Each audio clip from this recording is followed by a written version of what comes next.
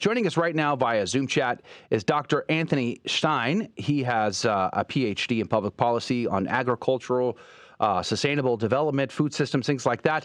He has a couple of YouTube channels that I know of. One is Return to Tradition, which I follow and watch routinely every day. And then, of course, he has another one that I just discovered called Practical Carnivore. And he joins us now by Zoom chat. Good morning to you, Dr. Anthony Stein. Good morning. How are you all doing today? Praise be to God. We are alive. And that counts. How are you? I'm doing well. Yeah, praise be to Jesus. Now, I just joined this weird group of people on planet Earth, this philosophy, this occult, it seems, this carnivore group. And already I'm a disgruntled member of the body. And that's another topic for another day. But I was very fascinated to find that you have this channel called Practical Carnivore, and we've been, my wife and I have been watching these videos and learning a lot, so thank you for that. But we recently had a conversation, and I wanted to bring you in on it. I just saw a headline just today. It says, investors bet on meat grown in a lab as interest in plant-based foods cool down. That was on CNBC.com. There's a lot of movement towards alternative proteins. In fact, the story I just recently talked about was the U.S. Navy in their funding budget having by 2023 to initiate a pilot program that feeds sailors with protein something other than from an animal. So, but it says plant-based or other. And the other is what's scary. How do we think of these things from a Catholic perspective, Dr. Anthony Stein? I'm a big believer that we should be eating closer to, our food should be coming closer from how God made it in the first place. That, if you're in life, you're going to be spending money, extra money on something, do it on your food. Spend money on higher quality food, organic if you can, local. Let's bring a little Catholic social teaching into this. I mean, my dissertation was on Catholic social teaching and sustainable development. That's what I got. That was the final project. And in the work I do over there on that other channel, I, try to be a little more implicitly Catholic and say, get to know your local ranchers, your local farmers, get things from them if you can, keep the, your financial resources in your community. But when it comes to the question of fake meat, I mean, there are two ways to think about this. First, nothing that you're eating today is anything like what our ancestors ate, say, at the time of our Lord. It's just as simple as that. I mean, the agricultural products produced today, we're talking your grains and your things, they're all frankenfoods, virtually all of them. They're all genetically modified. Every single plant out there is. It's why there is so much gluten problems, so many people with celiacs, everything else. None of that stuff is natural. Even the organic breads aren't, they're organic-ish, but unless you're buying ancestral grains, which are harder to come by than you might think.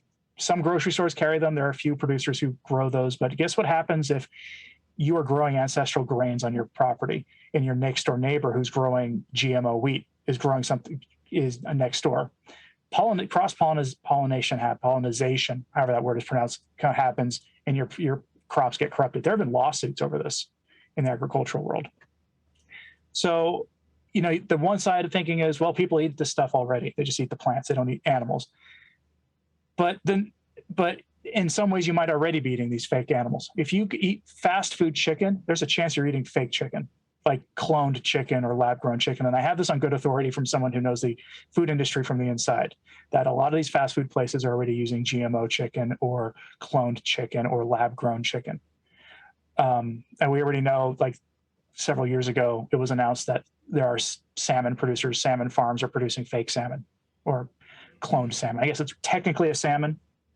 Just like if there was a human being who was cloned, would we say that person was not a human being who still had who had a soul? That'd be an interesting thing to see the Vatican wrestle with, especially the modern Vatican. So we're already probably eating some of this stuff. But that having been said, we don't know what the long-term effects are on people. And as for bugs, well, let me put it this way: if you have a shellfish allergy, do not eat the bugs, because it's already there are products out there.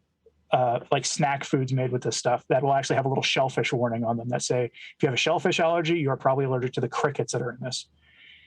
If you're in a survival situation, yes, go ahead, eat bugs that you find. People have done that since the boat, basically. We've been doing that since time immemorial as a survival thing.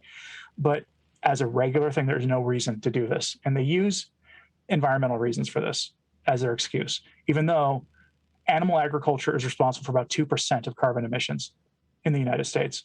So there's no reason. Like if you want to tackle that problem, if it is a problem, if you want to tackle that, if you believe that's a problem, and you're not out there saying, how about modern nuclear energy to reduce the power emissions, the emissions from power consumption? I mean, modern nuclear power plants are safe. We hear nuclear and we think Chernobyl and 3 Mile Island, and people don't want to go there. If you're not starting there, which is something like 60% of our carbon, then you're not taking it seriously, a problem you profess to believe in seriously. And if you are, not looking at the medical system, which is responsible for 10% of the carbon in the United States, then guess what? You're not taking the problem you profess to believe in all that seriously, and that means there's probably something else going on. Thinking about bugs here for a second, I've lived in various cultures around the world. Bugs are pretty common in other parts of the world. I mean, even in Mexico, there are communities that grow wasp nests inside their house, and they harvest these wasps and they eat them as a delicacy. China is particularly fond of lots of bugs. John the Baptist, a locust. So on the surface, as Catholics, do we have issues with eating bugs? On the surface, perhaps not, but there are dangers to it too. Like there are certain insects you can get parasites from eating. So I'm curious how the traditional cultures, address that problem, because I'm sure they have some sort of remedy for it that's in their sort of ancestral knowledge bank that we just don't have. Our solution to that would be, well, here's another medication. Big Pharma is smiling at all of this here. Right. Yeah. And that's I don't go to the conspiracy stuff with this so much. I mean, yeah, Satan Klaus Schwab is looming over all of this, right? Bill Gates is looming over all of this. But you can just follow the money. Who's making money from this? Mm-hmm. And there are people making money, including Bill Gates, actually. I mean, you've heard that he has bought tens of millions of acres of American farmland, right? While telling everybody to eat plant-based meat substitutes. He's bought more farmland than any human being should be permitted to own, frankly. Yeah. By the way, we have interviewed a rancher on this show on a couple of occasions, and he has said that the alternative meat lobby has sent henchmen out to harass ranchers in their process. Now, I don't know how true that is, but reports like that do go around, and it's not surprising to me at all. But Dr. Stein, we were talking about the law of subsidiarity as Catholics, because there seems to be a lot of pressure. A lot of these riots around the world, Sri Lanka, just yesterday I saw one in Ecuador, Panama. I mean, there's just a bunch of them. They all have common denominators, and that is the pressure of starvation and economic collapse is alarming. So how do we as Catholics see this pressure from certain organizations around the world to get us to do away with how we farm, how we feed each other?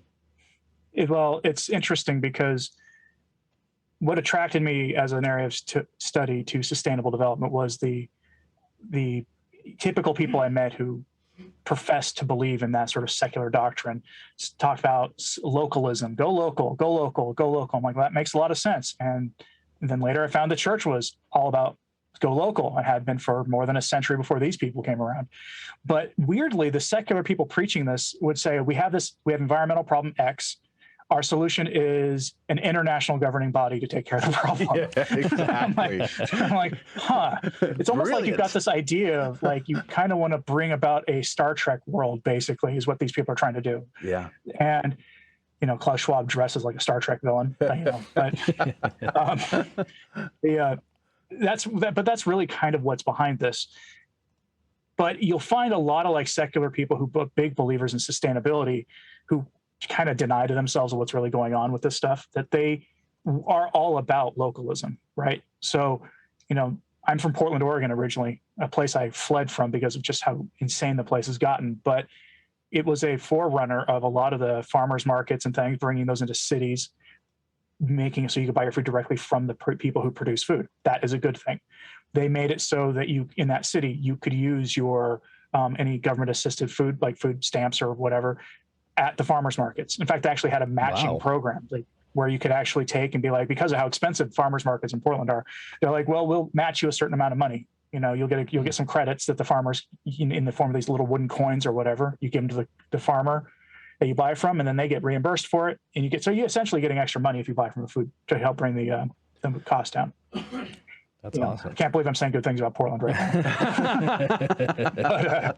But, I think we forget that the church gave us a roadmap going back to Leo XIII, who was really just bringing Thomistic ideas into, the social realm back in the 19th century. The church gave us a roadmap for how to address any of these problems, and really they're applicable to today, especially when you look at these food riots where, most of these are coming down because the World Economic Forum is telling people, hey, we want to reduce methane and nitrogen emissions by 30% in the next 7 years. So implement this. And, oh, look, that means reduced animal agriculture, reduced agriculture in general. And they're doing this at a time when we're being told about food shortages because of the Russia-Ukraine thing.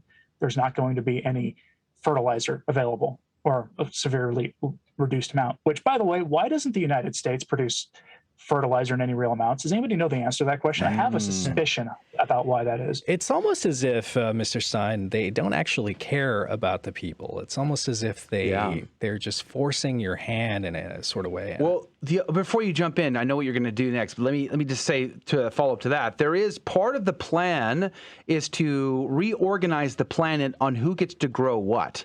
So even though, dear farmer and rancher, you've been growing X crop for the last 7 generations, we no longer do that in this country. This country will now be responsible for this product, and that country will be responsible for that product.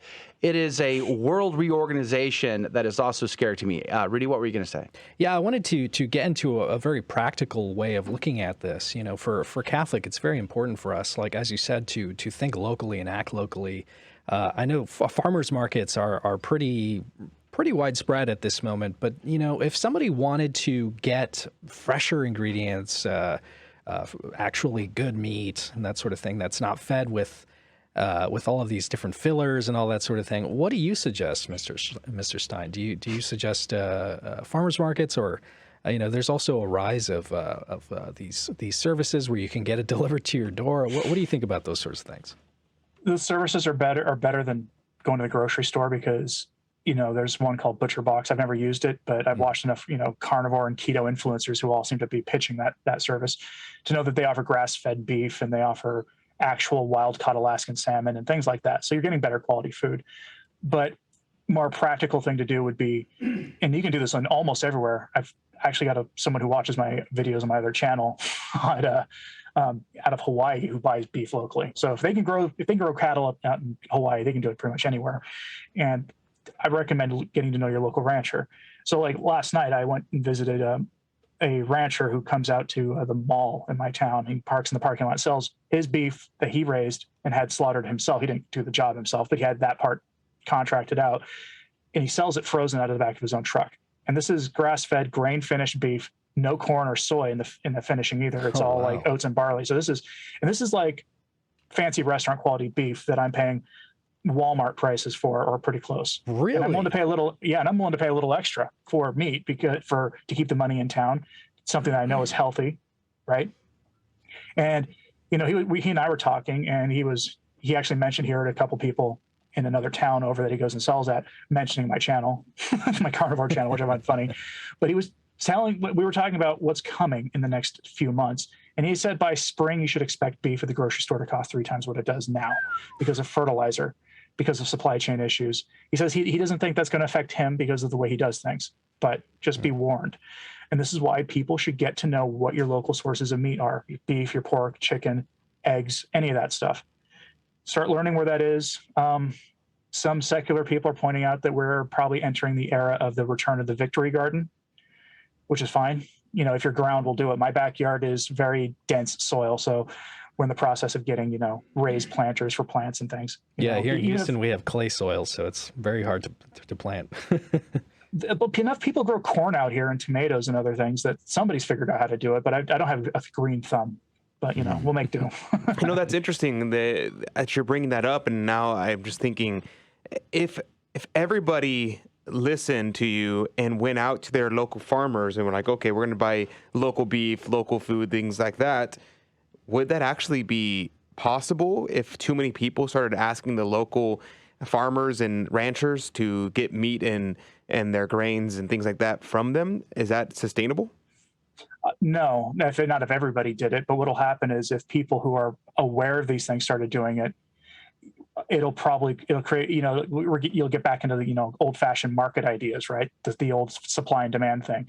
All of a sudden, you're creating more demand. So what will the farmers do? If they can do so, they will begin to do things to increase their supply. A couple problems with that, though, is there are some prepping YouTube channels pointing out that some of these are farmers pointing out that a lot of ranchers are culling their herds right now because of the lack of feed, which is why your beef is going to go up in price in the spring by 3 times. And so I asked, the rancher I bought from, I actually bought half a cow from him in the spring, and he's already got me down for a full cow. I'm going to take the steps to make sure I have the space for it. Probably by Christmas, I'll have that thing. And that'll be enough to get my family through till next summer. I mean, a full cow, we're talking, not 1,000 pounds of beef, but 700 pounds of beef or something ridiculous like that. But people should begin to take steps, even if you're going to like the grocery store and just buying canned stuff just to make sure, because it's not just going to be meat that goes up 3 times in price. You're going to be paying, $6 for a loaf of bread probably. And by the way, the fuel price is coming down right now. That's a big factor too. Look at the price of diesel. What do you think, a rancher has to do? They have to transport the cattle they buy, like the young calf, to their farm. They have to buy feed. A lot of them will buy feed to supplement the grazing. Well, that means it has to be transported. So that transportation cost is going up, which is being factored into the total price they're paying. And then they have to take their cows to slaughter. That gets factored in. And there's probably other things I'm not even mentioning that fuel impacts their cost, plus any other business-related costs for fuel. So that gets into your costs. And our fuel crisis in America right now is completely voluntary, done by the idiot in chief running our country. Pardon my very uncharitable way of describing him, but at this point, they're either morons or they're doing it on purpose. I'm not sure which. Given the things they say, I actually don't know which one it is. In the state of Texas, there is a major culling of the herds. In fact, we saw a report just a couple weeks ago, 3-mile-long lines of ranchers taking their cattle to market, which means the price of auctioning them off the rancher that's going to get pennies on the dollar. And as you said, that's going to affect the grocery store price as well. Now, the upside to that, though, I've heard some say, if you have land and you have grass on that land, this may be a great time to buy, a cow-calf pair, because you could probably get it at the cheapest possible price at this time if you can feed them, and that's the big trick. And if you know what you're doing. And also, here's the thing. The rancher I buy from told me that he's getting a lot of business because there's a couple of ranchers in our area that people have bought beef from directly, and the quality wasn't very good because they weren't doing a very good job. And so he who sells premium beef at a similar price, they're going to him instead. And I'm going to sit down with him for my other channel and actually get an interview with him so people know what to do to buy their beef, how to get beef wholesale from a rancher, how to do it so you don't sit there and cut into your nice ribeye steak. You're like, ooh, I just got this big box of beef. I'm going to get the choice cut of steak out. You bite into it, and it's chewy and flavorless. And now you've lost $1,000 and a huge amount of meat to get a huge amount of basically prison food. Because there are various grades of beef, and the stuff you buy at the grocery store is at least one step above what they're feeding to soldiers, prisoners, and kids in school.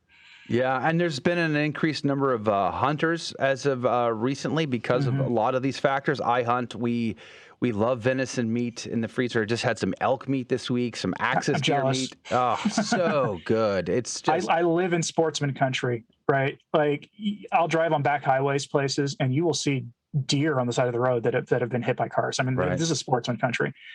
But I don't have a background in hunting.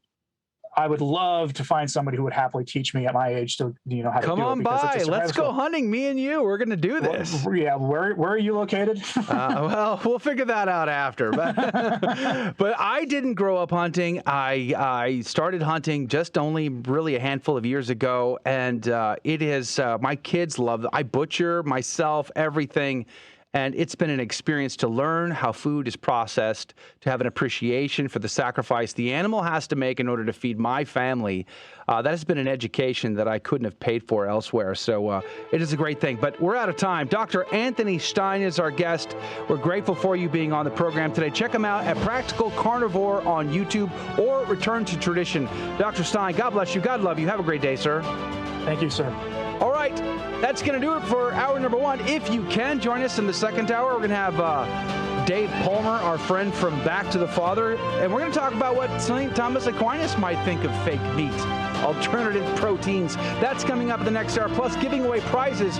Join us online if you can, grnonline.com/CDT. God bless you.